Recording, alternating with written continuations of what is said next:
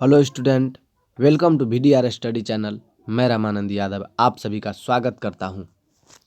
तो चलिए देखिए, आपका एग्ज़ाम 14 तारीख से है।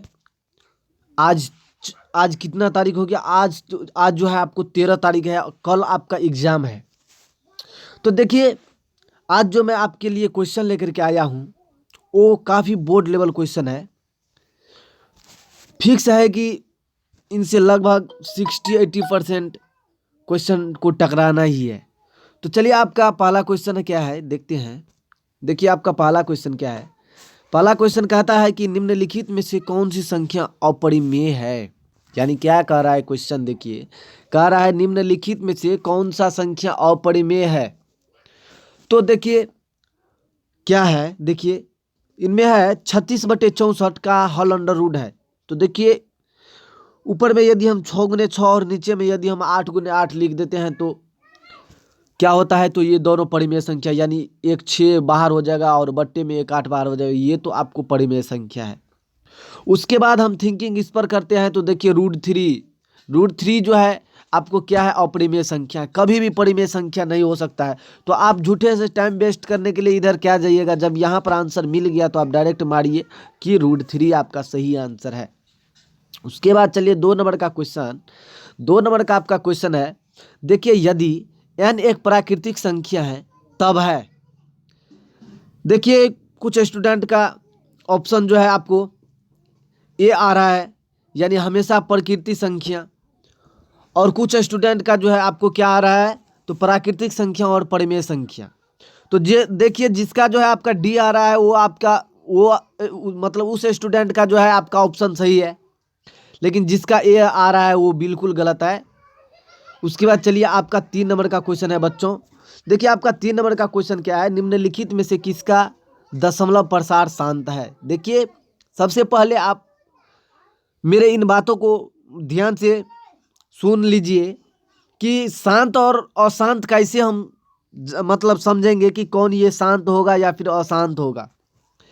दशमलव प्रसार शांत है ना, देखिए यहाँ पर है ना, तो कैसे हम मतलब पहचानेंगे कि ये शांत है। देख करके पहचानेंगे कि ये शांत होगा कि अशांत होगा। तो देखिए यदि हम इसमें चलते हैं तो देखिए इसमें ये 3 से विभाज्य होगा। 3 से विभाज्य नहीं हो, 6 1 7 हो जाएगा, नहीं होगा। तो 3 से यदि विभाज्य नहीं होगा तो 2 से होगा और 5 से होगा। 2 से होगा और 5 से होगा तो हम इसको चुन लेते, तो आपका सही आंसर क्या हो जाएगा, ए हो जाएगा। लेकिन ये भी नहीं तो होगा, इसमें क्या हो जाएगा 3 × 7 3 के पावर। लेकिन देखिए प्रसार जो होता है शांत तब होता है जब जो है हर जो होता है ना, हर जो 2 के पावर n × 5 के पावर m के रूप में रहेगा, यदि उसके बाद जो होगा दशमलव प्रसार शांत होगा। लेकिन यदि 2 के पावर n × 5 के पावर m के रूप में नहीं रहता है तो जो है आपको दशमलव प्रसार शांत नहीं होगा, यानी क्या हो जाएगा, तो आपको अशांत हो जाएगा। उसके बाद चलते हैं अगला क्वेश्चन पर चलते हैं। देखिए आपका अगला क्वेश्चन क्या है। देखिए आपका अगला क्वेश्चन है कि 64 के वर्गमूल को 64 के घनमूल से भाग देने का मान होगा। यदि 64 का वर्गमूल कितना हो जाएगा। देखिए 64 को यदि हम तोड़ते हैं तो 8 8 64 होता है, तो 8 × 8 के हल अंडर रूट होगा, यानी 8 हो गया, एक 8 हो गया। उसके बाद 64 का जो है घनमूल कर रहा है, तो देखिए 4 × 4 × 4 यदि हम लिखते हैं, 4 चौका 16 चौका 64 होता है। और 64 का जो होता है आपको कितना होता है, देखिए 64 इसको यदि हम अंडर रूट कर देते हैं तो देखिए घनमूल में 3 में 1 लिया जाता है, तो यहाँ पर 4 हो गया। और यदि 4 से हम यदि 8 में भाग देते हैं तो कितना बचता है, तो 2 बचता है। देखिए इसमें आंसर है, तो हाँ है बी नंबर आपका सही हो जाएगा आपका आंसर। उसके बाद चलिए हम अगला क्वेश्चन पर चलते हैं। 5 नंबर का क्वेश्चन क्या है, देखिए आपका 5 नंबर का क्वेश्चन है। देखिए आपका 5 नंबर का क्वेश्चन क्या है, निम्नलिखित में से कौन द्विपद करनी है। क्या कह रहा है कि निम्नलिखित में से कौन द्विपद करनी है। तो देखिए 3 + √5 जो है आपका क्या है, तो द्विपद करनी है। √7 नहीं होगा, √a + b √c नहीं होगा, और ये भी नहीं होगा। तो देखिए आपका सही आंसर क्या हो जाएगा, तो सी हो जाएगा। देखिए जब पहला मिल गया हो तो आगे नहीं जाना है। यदि देखिए सबसे पहले क्या करा है, द्विघात करनी करा, द्विघात करनी यदि एक मिल गया हो तो दूसरा भी देखेंगे, यदि दूसरा भी यदि मिल गया हो तो इनमें से सभी रहेगा तो इनमें से सभी डालेंगे। यदि दूसरा तो देखिए यदि इनमें से देखिए यदि पहला मिलेगा इनमें से सभी रहेगा, उसमें यदि ऑप्शन इनमें से सही रहेगा तब उसके बाद दूसरे को देखना है। और यदि इनमें से सभी नहीं रहेगा तो यदि पहला आपका सही हो गया तो आप पहला मार करके निकल जाइए, क्योंकि आपके पास टाइम बहुत कम रहता है इसीलिए। उसके बाद चलिए 6 नंबर क्वेश्चन पर चलते हैं। 6 नंबर में क्वेश्चन क्या कह रहा है कि निम्नलिखित में से कौन बहुपद नहीं है। क्या कह रहा है कि निम्नलिखित में से कौन बहुपद नहीं है। तो 6 नंबर में जो है आपका देखिए आपका सही आंसर क्या हो जाएगा, आपका ये 1/x-1 जो है आपका बहुपद नहीं है। देखिए कितने बार आप क्लास में पढ़े होंगे कि 1/x-1 जो है आपका देखिए बहुपद नहीं होगा। उसके बाद देखिए आपका 7 नंबर का क्वेश्चन क्या है। देखिए 7 नंबर का आपका क्वेश्चन है त्रिघात बहुपद। क्या कह रहा है देखिए ध्यान से सुनिए सबसे पहले आप क्वेश्चन। त्रिघात बहुपद ax³ + bx² + cx + d के शून्य अल्फा बीटा गामा हो तो alpha plus beta plus gamma का मान कितना होगा। तो देखिए alpha plus beta plus gamma का मान कितना होता है, तो अल्फा प्लस बीटा यानी यदि के शून्य का योग कहा जाए तो माइनस क्या होता है, -b/a। यदि शून्य का गुणनफल कहा जाए तो c/a देना है। और जो है और क्या आता है तो alpha beta gamma, alpha plus beta plus gamma, या फिर एक आता है किस टाइप का आपको क्वेश्चन आएगा alpha beta plus beta alpha plus gamma भी इस टाइप का आता है ना, उसमें जो है आपको कितना हो जाता है आपको तो d/o। तो इसका सही आंसर क्या हो जाएगा, आपका सी हो जाएगा सही आंसर। उसके बाद चलिए उसके बाद हम 8 नंबर क्वेश्चन पर चलते हैं। 8 नंबर का क्वेश्चन क्या कह रहा है कि p का मान जिसके लिए बहुपद x³ + 4x² - px + 8 पूर्णतः x - 2 से भाज्य है। तो देखिए सबसे पहले हम क्या करेंगे, तो क्या कर रहा है भाज्य है, यानी इसमें जो है भाज्य मतलब आपसे मतलब पूछ रहा है कि इनमें से कितना भाज्य है। क्या कर रहा है p का मान जिसके लिए बहुपद x³ + 4x² - px + 8 पूर्णतः x - 2 से भाज्य है। तो इसका जो है क्या p का मान ज्ञात करना है। तो p का मान जो है आपको किस टाइप से निकलेगा, p का मान जो है आपको यदि x - 2 से इनमें भाग देते हैं तो आपका जो है आपका कुछ ऐसा आएगा। देखिए आपका जो है कितना भागफल में जितना आएगा उसको यदि हम के बराबर कर देते 0 के बराबर कर देते हैं तो उसमें हम के का मान आसानी से निकाल पाएंगे। तो आपका 8 नंबर का सही आंसर क्या हो जाएगा, आपका 8 नंबर का सही आंसर हो जाएगा 16 हो जाएगा। चलिए आपका अगला क्वेश्चन क्या है देखते हैं। देखिए आपका अगला क्वेश्चन क्या है, देखिए आपका अगला क्वेश्चन देखिए 8 नंबर हो गया। 9 नंबर क्वेश्चन है देखिए px = x² + 7x + 10 के शून्यक अल्फा बीटा हो तो अल्फा इंटू बीटा ज्ञात करना है। देखिए हम इससे पहले आपके पहले वाले इससे थोड़ी देर पहले जो है जो क्वेश्चन बताए हुए थे उसमें हम बता दिए थे कि अल्फा देखिए दो शून्य का जो गुणनफल होता है क्या होता है c/a होता है, c/a होता है। देखिए इनमें c क्या है 10 है और a क्या है 1 है, तो इनमें क्या करना है तो 10/1 डालेंगे। 10/1 यदि हम डालते हैं तो देखिए 10/1 का वैल्यू कितना होता है 10 होता है। बट्टा में 1 देना और या फिर नहीं देना कोई भारी बात नहीं होता है। तो आपका सही आंसर क्या हो जाएगा ए हो जाएगा यानी 10 हो जाएगा। उसके बाद चलिए आपका अगला क्वेश्चन क्या है, अगला क्वेश्चन है देखिए आपका अगला क्वेश्चन क्या है, दो चरों में दो रैखिक समीकरण एक रैखिक समीकरण का क्या कहलाता है। क्या कहलाता है देखिए क्वेश्चन कहता है कि दो चरों में दो रैखिक समीकरण एक रैखिक समीकरण का क्या कहलाता है। तो देखिए आपके पास 4 ऑप्शन है जिसमें ए में है, युग्म बी में है और युग्म सी में है, ए और बी दोनों और डी में है, इनमें से कोई नहीं। तो आपका जो सही आंसर हो जाएगा, आपका सही आंसर क्या होगा, तो इनमें जो है आपको ए में क्या है युग्म है, बी में है और युग्म है, सी में है ए और बी दोनों और डी में है, इनमें से कोई नहीं। तो आपका जो सही आंसर हो जाएगा आपको क्या हो जाएगा, तो आपका सही आंसर क्या हो जाएगा। देखिए क्वेश्चन क्या कह रहा है कि दो चरों में दो रैखिक समीकरण एक रैखिक समीकरण का क्या कहलाता है। तो एक रैखिक समीकरण का क्या कहलाएगा, तो आपको युग्म कहलाएगा। उसके बाद चलिए 11 नंबर क्वेश्चन पर चलते हैं। 11 नंबर में क्वेश्चन क्या कह रहा है, x प्लस 2y बराबर 5 एक समीकरण है। अगर x बराबर 1 हो तो y बराबर कितना होगा? देखिए x के जगह पे यदि हम 1 का मान बैठा देते हैं तो देखिए, ये देखिए 1 मिनट देख लीजिए, x हुआ प्लस 2y बराबर 5 हुआ, बराबर 5 है ना।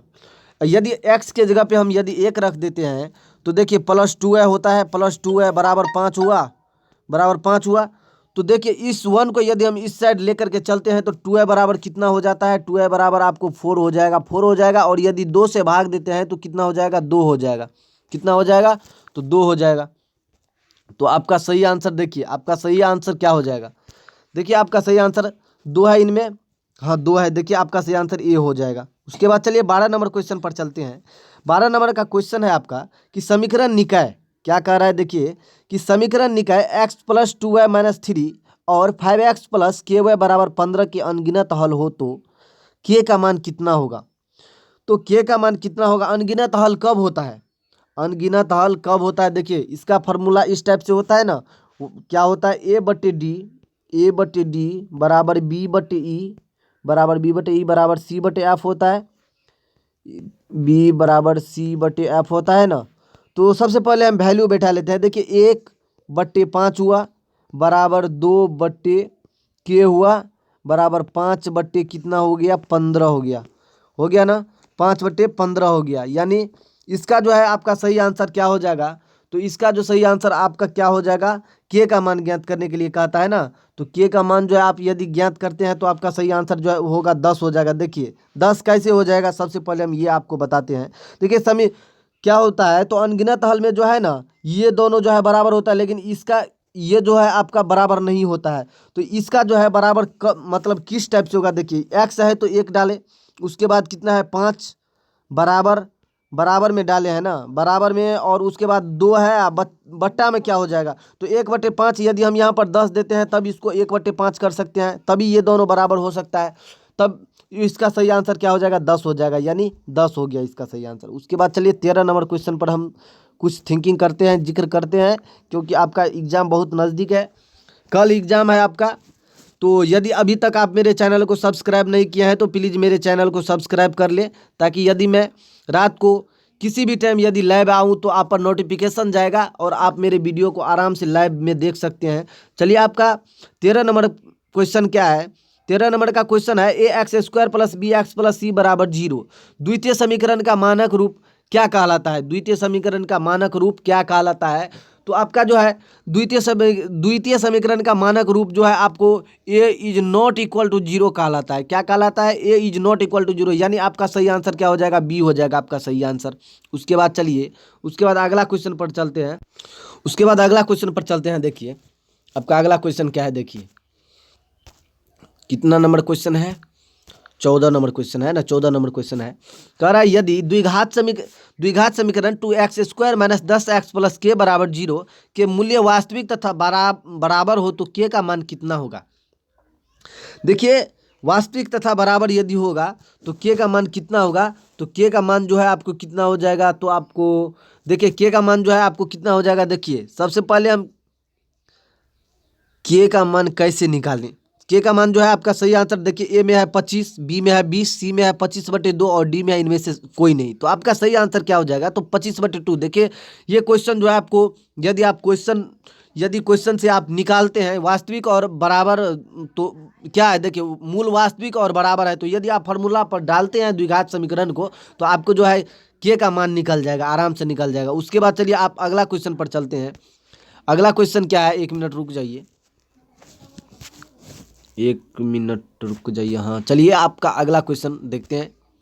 देखिए आपका अगला क्वेश्चन क्या है? यदि समीकरण क्या कर रहा है? यदि समीकरण x² minus px plus q बराबर 0 के मूल p तथा q हो तो p बराबर 1 q बराबर 2।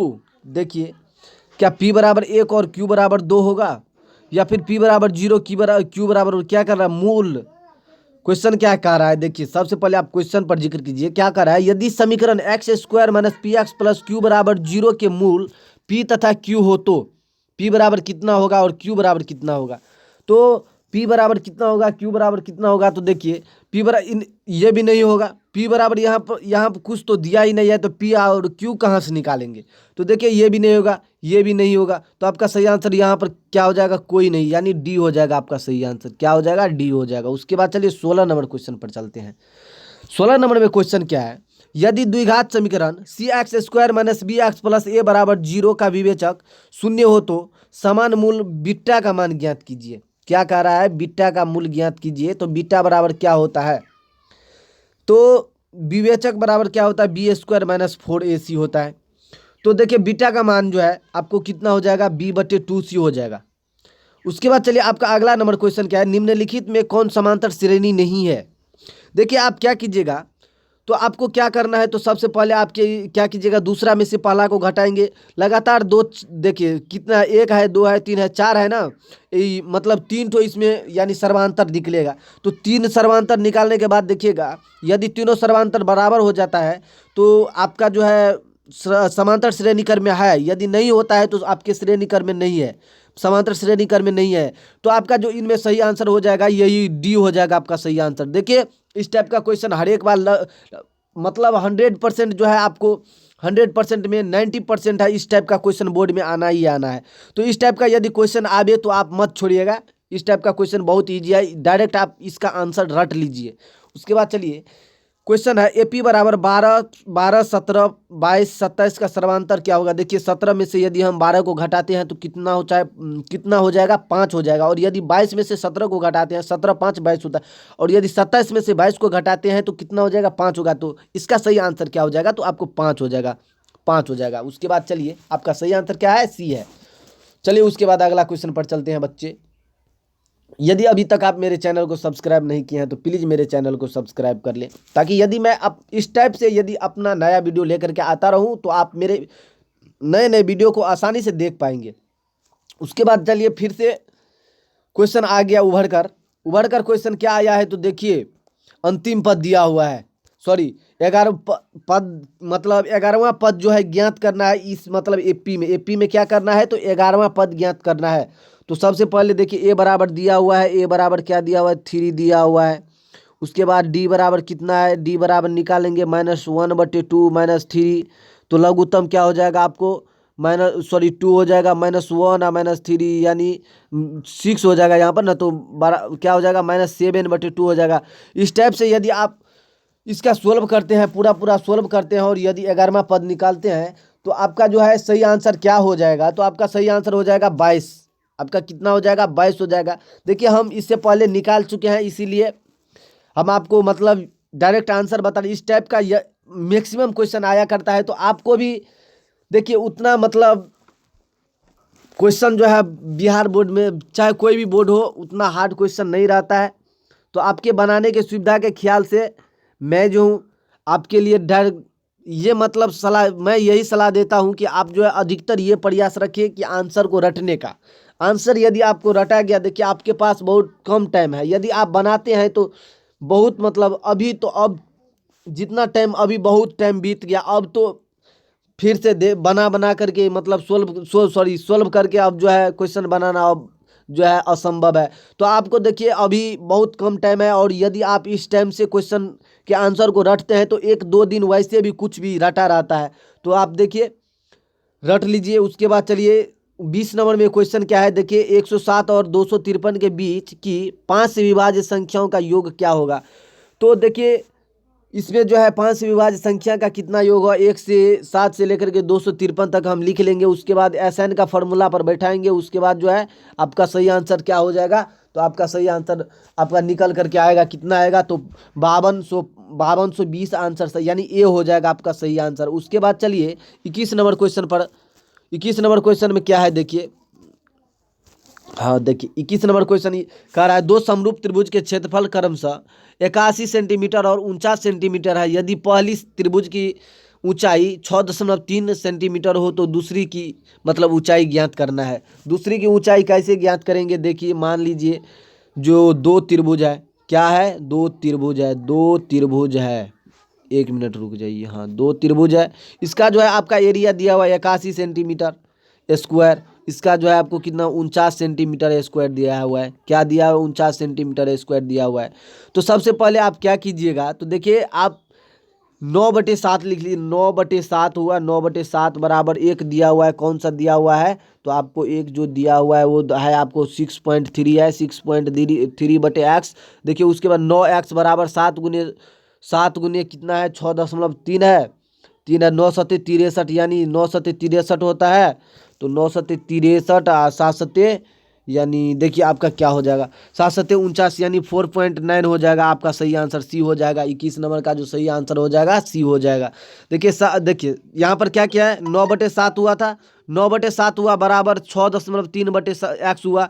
यदि हम इसको यहीं से भी काट सकते हैं तो 9×7 यानी 0.7 हो जाएगा, 0 क्या हो जाएगा, 7 हो जाएगा।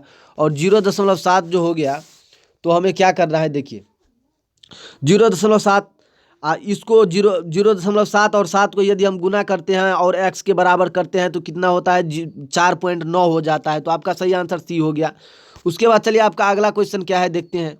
आपका अगला क्वेश्चन 22 नंबर में है, त्रिभुज ए बी सी और डी एफ में बी सी बराबर 3 सेंटीमीटर, ई एफ बराबर 4 सेंटीमीटर और त्रिभुज ए बी सी का एरिया जो है 54 सेंटीमीटर के स्क्वायर है। तो त्रिभुज डी ई एफ का क्षेत्रफल क्या है। तो देखिए सबसे पहले हम क्या करेंगे, दोनों त्रिभुज का क्षेत्रफल को ऊपर और नीचे करके लिख लेते हैं। देखिए 54 सेंटीमीटर क्या है, 54/x, 54/x हुआ बराबर में कितना है, देखिए बराबर में हो गया आपको 3/4 हो गया, 3/4। तो ये 3 हो गया ना, 3 और 3 को यदि हम 3 को और x को गुना करते हैं तो क्या होता है, 3x होता है। 3x बराबर क्या होता है, ये 54 है ना, 54 गुने गुने 4, 54 4 यदि 3 से इनको काट देते, 3 × 3 = 3 × 8 = 24 यानी 72 इसका सही आंसर हो जाएगा। देखिए है कितना है, यहाँ पर 4 है ना, 18 चौके 72, लेकिन इनमें तो 72 नहीं है। तो इसका जो है सही आंसर क्या हो जाएगा आपका, इसका जो सही आंसर क्या हो जाएगा, तो देखिए हाँ देखिए 54 सेंटीमीटर था ना, 1 मिनट रुक जाइए, 1 मिनट, हाँ 1 मिनट रुक जाइए। हाँ देखिए क्या था, 54 सेंटीमीटर था ना, तो हम 54 लिख लिए, 54 बट्टे कितना है, तो 54 बट्टे जो है आपको एक्स लिख लेना है। उसके बराबर में क्या लिखना है, तो बराबर में क्या लिखना है, तो देखिए बराबर में जो है आपको क्या लिखना है, तो 3 है और 4 है, बी सी 3 है और जो है ई एफ 4 है। तो आपको क्या लिखना है, पहले 3/4 लिख लेना है। क्या लिखना है, 3/4। उसके बाद देखिए 3x हुआ, 3x बराबर कितना हुआ, 54, 54 गुने 4 हो गया, 54 गुने 4। और 3 से यदि हम इनको काटते हैं तो 3 × 3 = 3 × 8 = 24 यानी 18 चौका 72 होगा। लेकिन इनमें तो है आपको 96 आंसर, 24 चौका 96, लेकिन कैसे पूरेगा, यदि यहाँ पर हम 4 × 4 3, देखिए आपका इसका जो है आपका सही आंसर कितना हो जाएगा, 72 हो जाएगा आपका, लेकिन इनमें दिया हुआ नहीं है। तो 22 का सही आंसर 72 होगा आपका। देखिए उसके बाद चलिए आपका अगला क्वेश्चन क्या है। देखिए आपका अगला क्वेश्चन है, 1 मिनट रुक जाइए। देखिए 23 नंबर में क्वेश्चन क्या है देखते हैं। देखिए 23 नंबर में क्वेश्चन है कि त्रिभुज ए बी सी और त्रिभुज डी ई एफ बराबर में ए बी बटे डी ई बराबर बी ई बटे ई एफ बराबर ए सी बटे डी एफ है। तो 3/5 हो तो त्रिभुज एंगल ए बी सी और एंगल डी ई एफ का अनुपात क्या हो जाएगा। यदि 3:5 है तो त्रिभुज ए बी सी और डी ई एफ क्षेत्रफल त्रिभुज ए, मतलब क्या कर रहा है, क्षेत्रफल त्रिभुज ए बी सी और त्रिभुज डी एफ का क्षेत्रफल क्या हो जाएगा। तो देखिए 3:9:25 हो जाएगा, यानी इसका जो सही आंसर क्या हो जाएगा, सी हो जाएगा, 9:25, 3:9 = 25 यानी 9:25 हो गया। उसके बाद चलिए क्या कह रहा है, क्वेश्चन कह रहा है, 1 मिनट रुक जाइए, क्वेश्चन आपका है देखिए क्या है। हाँ चलिए क्वेश्चन पर चलते हैं अब हम। देखिए आपका क्या कह रहा है क्वेश्चन नंबर, सभी वर्ग होता है, सभी वर्ग क्या होता है, तो आपको सभी वर्ग जो है आपको समरूप होता है। क्या होता है, तो समरूप, यानी ए हो गया आपका सही आंसर। उसके बाद 25 नंबर क्वेश्चन पर चलिए। 25 नंबर क्वेश्चन में क्या है, किसी त्रिभुज के 3 लंब यानी ऊंचाई के मिलान बिंदु को कहा क्या जाता है। किसी त्रिभुज के 3 लंब ऊंचाई को क्या कहा जाता है। तो आपका जो सही आंसर हो जाएगा आपका क्या हो जाएगा, देखिए ए में है अंतः केंद्र, बी में है बाह्य केंद्र, सी में है मध्य केंद्र और डी में है लंब केंद्र। तो आपका सही आंसर क्या हो जाएगा, लंब केंद्र हो जाएगा। उसके बाद चलिए 26 नंबर क्वेश्चन पर चलते हैं। 26 नंबर क्वेश्चन क्या कहता है, किसी भी वृत्त के बाह्य बिंदु P से दो स्पर्श रेखा PA और PB खींची गई है। यदि PA बराबर 6 सेंटीमीटर और तो PB की लंबाई क्या होगा। तो PB की लंबाई क्या होगा, तो PB का लंबाई जो हो जाएगा आपका क्या हो जाएगा, 6 सेंटीमीटर ही हो जाएगा, क्योंकि PA बराबर PB है इसीलिए। उसके बाद चलिए क्या कर, दो स्पर्श रेखा और दो स्पर्श रेखा हमेशा बराबर होता है, इसीलिए जो है PA बराबर PB होगा। उसके बाद चलिए क्या करा है, बिंदु 3 और -3,4 की दूरी मूल बिंदु से कितनी होगी। तो 3 और 4 की दूरी कितनी होगी, 4 चौका 16, 3 तिया 9, यानी इसका जो सही आंसर हो जाएगा 5 हो जाएगा। देखिए क्या करना है, 0 में से 3 को घटा करके स्क्वायर करना है, प्लस 4, 0 में से 4 को घटा करके स्क्वायर करना है, कहा अंडर रूट कर दीजिएगा। तो 3 के स्क्वायर यानी 9 हुआ, प्लस 4 का स्क्वायर कितना होगा, 4 चौको 16 के हल अंडर रूट बराबर कितना, अंडर रूट 25 हुआ था, अंडर रूट 25 हुआ था, यानी 5 इसका सही आंसर हो जाएगा। कितना हो जाएगा, 27 का सही आंसर क्या हो जाएगा, तो 5 हो जाएगा आपका। देखिए मैं दिखाता हूँ, सही आंसर क्या हो जाएगा, 5 हो जाएगा।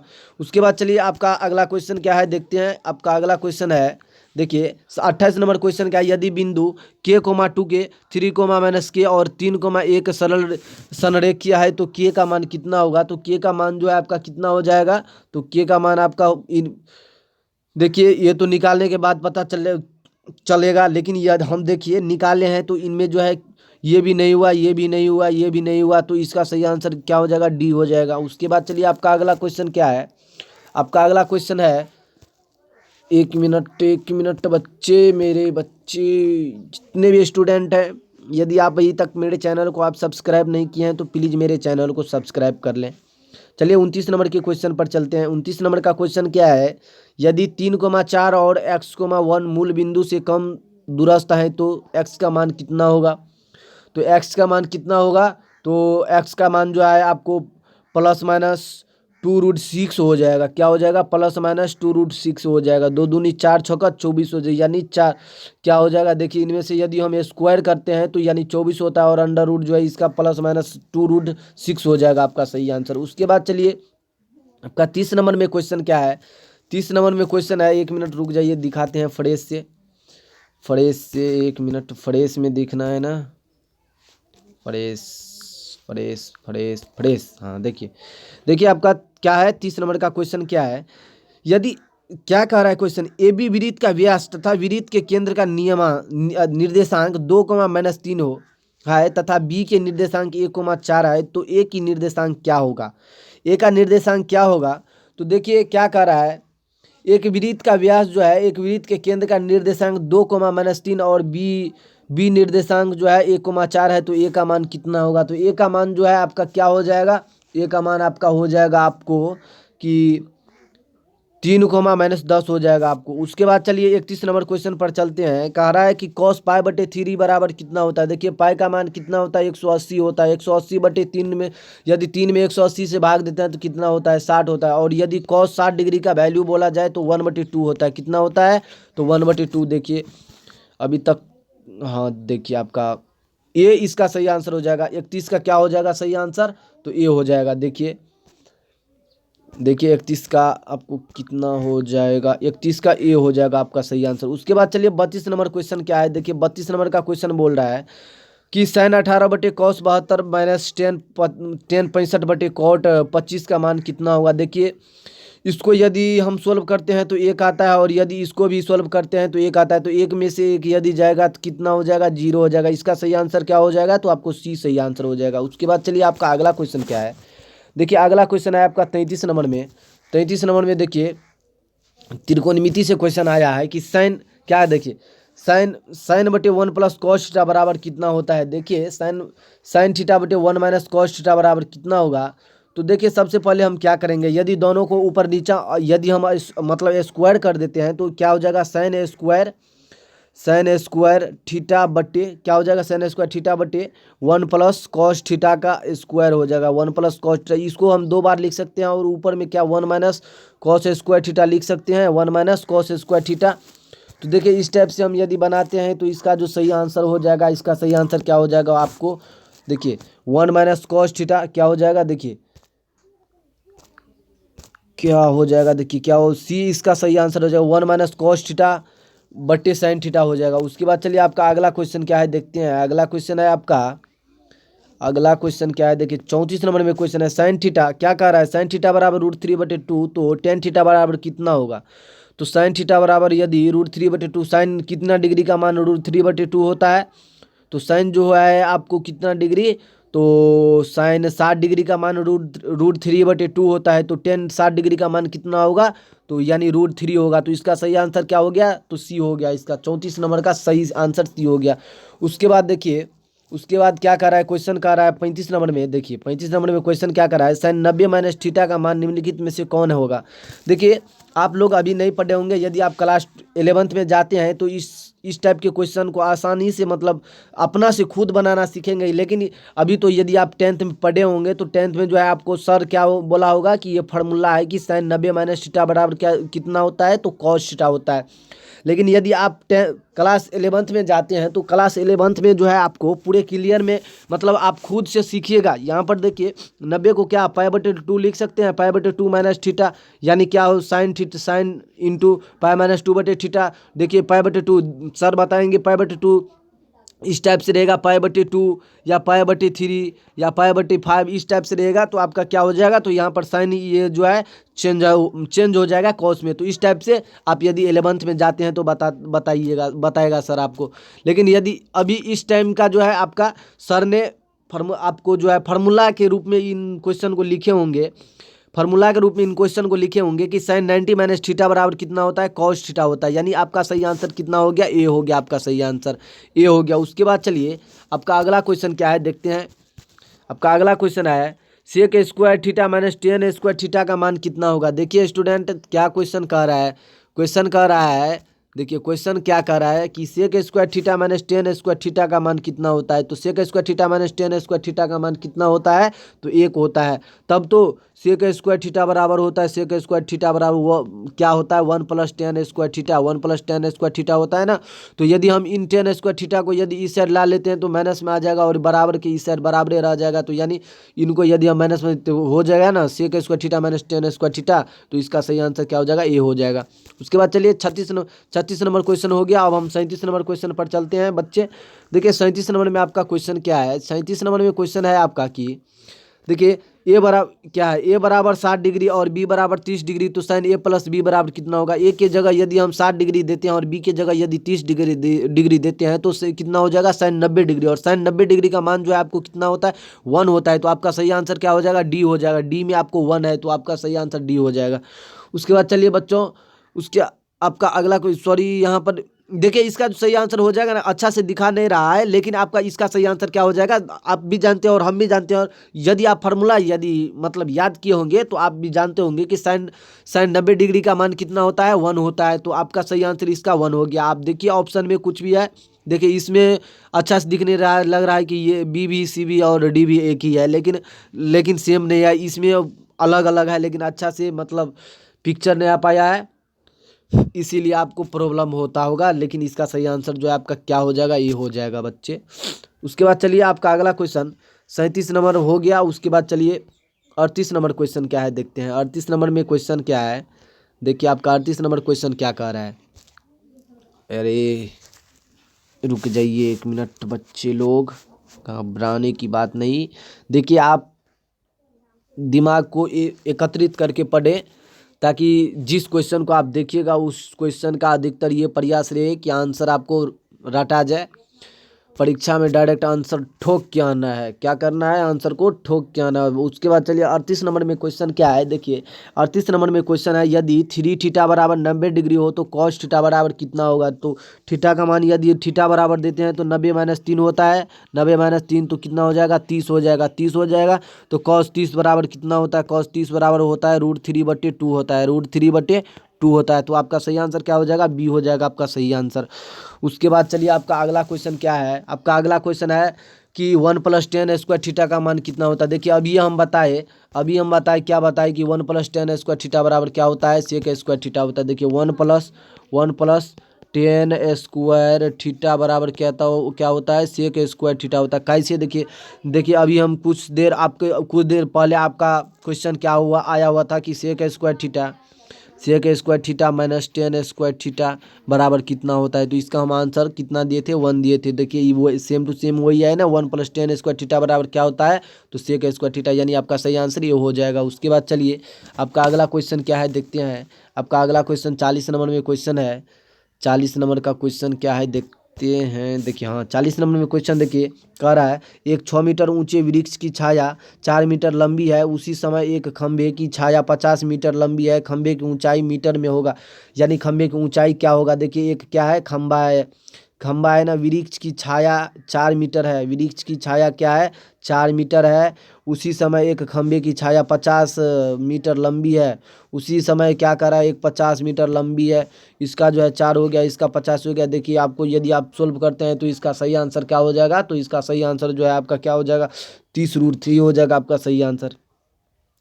ओ सेट, तो हम बना रहे थे 40 नंबर का क्वेश्चन ना, हाँ 40 नंबर का जो है आपका सही आंसर क्या हो जाएगा, तो 40 नंबर का यदि हम सॉल्व करते हैं तो 40 नंबर का सही आंसर आपको आ जाएगा, यानी 30/√3 आ जाएगा। क्या सॉरी अबे यार, 15 सही आंसर हो जाएगा आपका। उसके बाद चलिए आपका अगला क्वेश्चन क्या है देखिए, आपका अगला क्वेश्चन है 40 नंबर में क्वेश्चन क्या है, 41 नंबर में क्वेश्चन, यदि सूर्य की ऊंचाई 60 डिग्री और तथा 30 मीटर की लंबाई वाले उद्गर उद्गर मीनार की ऊंचाई पर है। देखिए सबसे पहले आप क्या कीजिए, 10 30 डिग्री बराबर कितना है, 30 है, 30 यानी क्या कर रहा है, तो 30 मीटर लंबाई एक छाया है, क्या है, तो छाया है 30 मीटर लंबाई, यानी पी हो गया ऊपर। देखिए 1/√3 हुआ, और 1/√3 बराबर यानी 30/1 हुआ। देखिए यहाँ पर नहीं कुछ तो 1 हुआ, तो ये तो क्या हो जाएगा आपको, 30√3 हो जाएगा आपका सही आंसर, 30√3 मीटर हो जाएगा, यानी आपका सही आंसर क्या हो जाएगा देखिए, तो आपका सही आंसर हो जाएगा कितना, ए हो जाएगा आपका सही आंसर। उसके बाद चलिए, उसके बाद 42 नंबर में क्वेश्चन क्या कह रहा है देखिए, 1 मिनट रुक जाइए, हम साफ करते हैं ताकि आपको क्लियर दिखाई आवे। चलिए चलिए आपका 42 नंबर क्वेश्चन क्या कह रहा है देखिए, समकोण त्रिभुज ABC में यदि AB बराबर 8 सेंटीमीटर, एंगल BCA बराबर 30 सेंटीमीटर, तब C से A का यूनियन कोण कितना होगा, C से A का यूनियन कोण क्या होगा।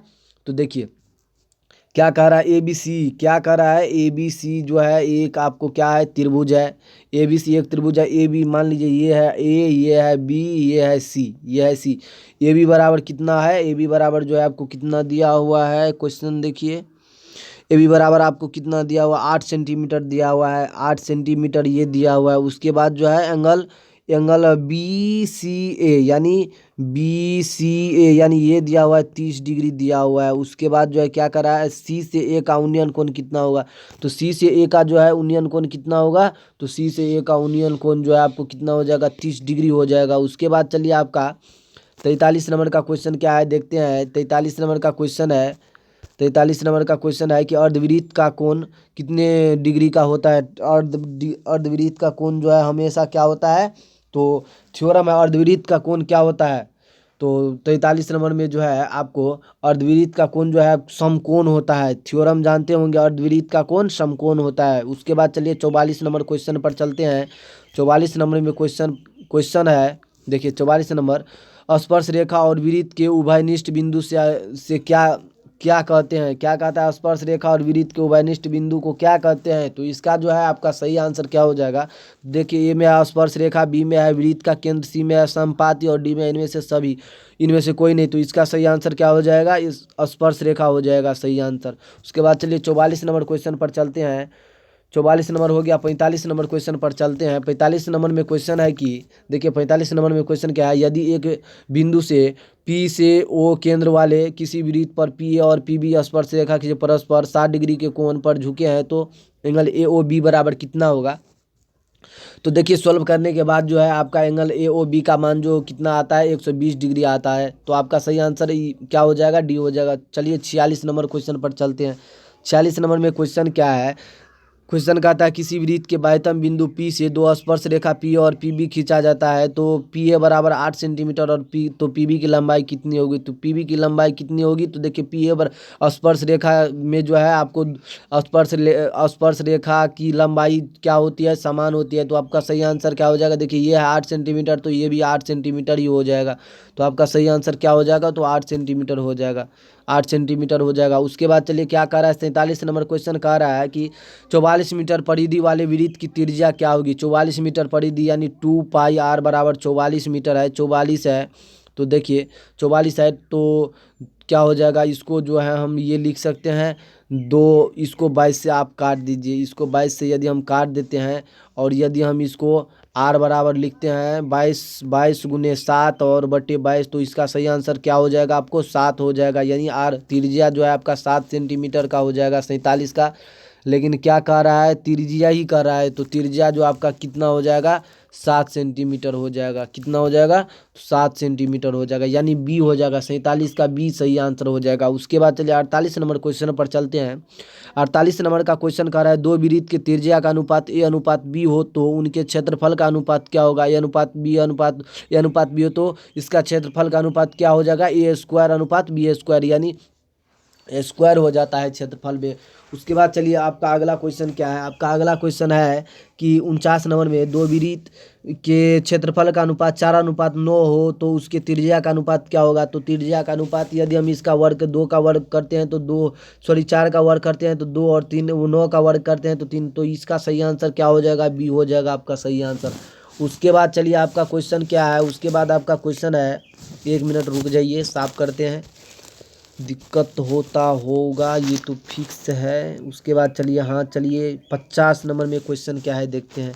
50 नंबर का क्वेश्चन है आपका, 50 नंबर का क्वेश्चन है किसी वृत्त की त्रिज्या तिगुनी कर दी जाए तो नए एवं पुराने वृत्त परिधि का अनुपात क्या होगा। देखिए ए में है 1:2, बी में है 3:1, सी में है 4:1 और डी में है 1:4। तो आपका जो सही आंसर हो जाएगा, आपका सही आंसर क्या हो जाएगा, तो आपका सही आंसर हो जाएगा आपको क्या है, तो 3:1 हो जाएगा आपका सही आंसर। उसके बाद चलिए 51 नंबर क्वेश्चन पर चलते हैं। 51 नंबर क्वेश्चन में कहता है कि किसी अर्धवृत्त गोले की त्रिज्या 7 सेंटीमीटर हो तो इसका पृष्ठीय क्षेत्रफल कितना होगा। अर्धवृत्त का पृष्ठीय क्षेत्रफल कितना होता है, तो अर्धवृत्त का पृष्ठीय क्षेत्रफल कितना हो जाएगा। 51 का जो है आपका सही आंसर क्या हो जाएगा, 51 का जो सही आंसर हो जाएगा 462।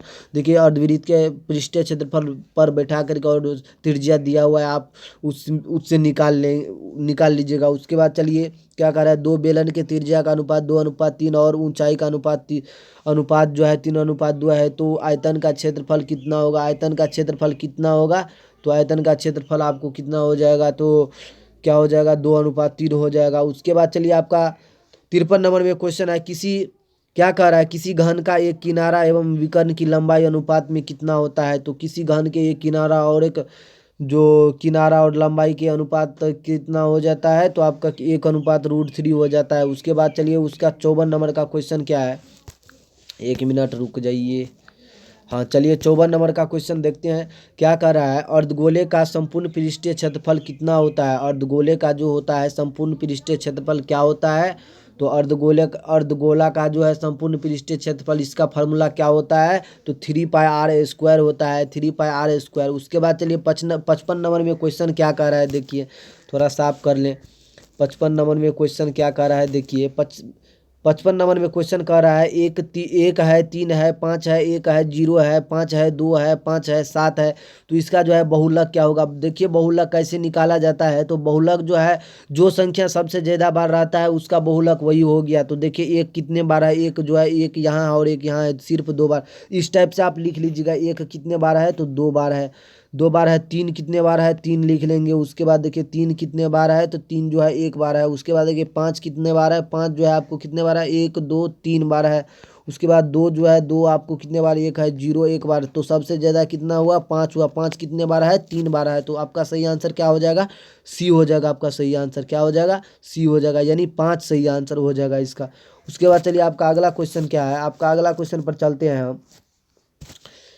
आपके अगला क्वेश्चन पर चलते हैं, देखिए कितना नंबर क्वेश्चन पर थे कि 56 नंबर क्वेश्चन है। देखिए 56 नंबर का क्वेश्चन क्या है आपका, 1 मिनट रुक जाइए, 1 मिनट रुक जाइए, हाँ देखिए 56 नंबर में क्वेश्चन क्या है, 3 लगातार प्राकृतिक संख्या का माध्य क्या होगा। 3 प्राकृतिक संख्या, यानी प्राकृतिक संख्या किसे कहते हैं, तो गिनती की संख्या को प्राकृतिक संख्या कहते हैं। तो हम लोग कहाँ से गिनते हैं, तो 1 से गिनते हैं।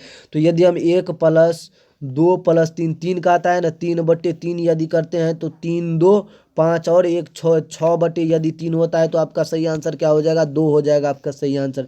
देखिए है 2, हाँ हाँ 2 है, बी यानी सही हो गया आपका सही आंसर। उसके बाद देखिए आपका कितना नंबर का क्वेश्चन है, आपका नंबर का क्वेश्चन है 57 नंबर का क्वेश्चन है। देखिए 57 नंबर, माध्य का 3 गुना और माध्य के 2 गुना का अंतर कितना होता है। क्या कह रहा है, माध्य का 3 गुना और माध्य के दुगुना का अंतर कहलाता है, क्या कहलाता है। तो देखिए आपको सर ने क्लास में बताए होंगे कि इसका माध्य का क्या कह रहा है, माध्य का 3 गुना और माध्य के दुगुना जो है आपको बहुलक कहलाता है। क्या कहलाता है, तो बहुलक कहलाता है। उसके बाद चलिए आपका 58 नंबर में क्वेश्चन क्या है, 58 नंबर क्वेश्चन पर चलते हैं। देखिए 58 नंबर क्वेश्चन कर रहा है, 3 सिक्के को उछालने में कम से कम दो पट आने की प्रायिकता क्या होती है। 2 पट आने की, 3 सिक्के, कितने सिक्के हैं, 3 सिक्के हैं। 3 सिक्के को यदि हम 2 पलट लाते हैं तो देखिए क्या कहता है, 2 पट आने की प्रायिकता कितनी होगी, 2 पट, 3 सिक्का 2 पट, तो आपको कितना हो जाएगा, तो 1/2 आपका सही आंसर हो जाएगा। कितना हो जाएगा, तो 1/2 आपका सही आंसर, 1/2 बार कुल परिणाम कितना होगा, 2 हो जाएगा, और संभव परिणाम कितना है, 1 है। तो चलिए आपका 59 नंबर क्वेश्चन पर चलते हैं। 59 नंबर में क्वेश्चन क्या है देखते हैं। कहता है एक थैले में 4 लाल और 5 काली एवं 3 पीली गेंद है, यादृच्छिक निकाली गई गेंद पीली है, तो इसका प्रायिकता क्या होगा। पीली गेंद क्या, पीली गेंद 3 है, और कुल गेंद कितना, 5 4 9 3 12 है, तो कुल गेंद जो है क्या देंगे, संभव परिणाम कितने हो सकते हैं, 3 हो सकते हैं, तो 3/12 कर देंगे, यानी आपका सही आंसर क्या हो जाएगा, तो 1/4 हो, 3 का 3, 3 चौके 12, यानी आपका सही आंसर हो जाएगा 1/4 हो जाएगा। चलिए उसके बाद हम अगला क्वेश्चन लेकर के चलते हैं। आपका अगला क्वेश्चन क्या है, साफ कर ले थोड़ा। चलिए आपका अगला क्वेश्चन क्या है, देखिए आपका अगला क्वेश्चन है, 3 सही सिक्के उछाले जाते हैं, कम से कम 2 हेड आने की प्रायिकता क्या होगा। 2 हेड आने की प्रायिकता क्या होगा, तो आपका जो सही आंसर हो जाएगा क्या हो जाएगा, तो देखिए 2 हेड 1/4 सही आंसर हो जाएगा आपका। तो चलिए अभी तक यदि आप मेरे चैनल को सब्सक्राइब नहीं किए हैं तो प्लीज़ मेरे चैनल को सब्सक्राइब कर लें और लाल बेल आइकन को दबाना ना भूलें, ताकि यदि मैं अपना अगला वीडियो लेकर के आऊँ। देखिए कल जो है आपका मैथ का एग्ज़ाम है। यदि मेरे चैनल के वीडियो को यदि आप देखते हैं तो लगभग 80-90% नंबर तो आपका फिक्स है, आना ही आना है। तो 80-90% आप ऑब्जेक्टिव को इसी चैप्टर से, जितने मेरा मतलब मैथ का ऑब्जेक्टिव मतलब मैं पढ़ाया हूँ, उनमें से यदि आप पढ़ते हैं तो लगभग 80-90% आप ऑब्जेक्टिव को सॉल्व कर लेते हैं। यदि 100 ऑब्जेक्टिव रहेगा तो आप आसानी से 70-80-90 को अटेंड कर सकते हैं। तो इसीलिए यदि आप अभी तक मेरे चैनल को सब्सक्राइब नहीं किए हैं तो प्लीज़ आप मेरे चैनल को सब्सक्राइब कर लें और बेल आइकन को दबा दें। गुड डे, चलिए, okay, good day, good night, God bless you.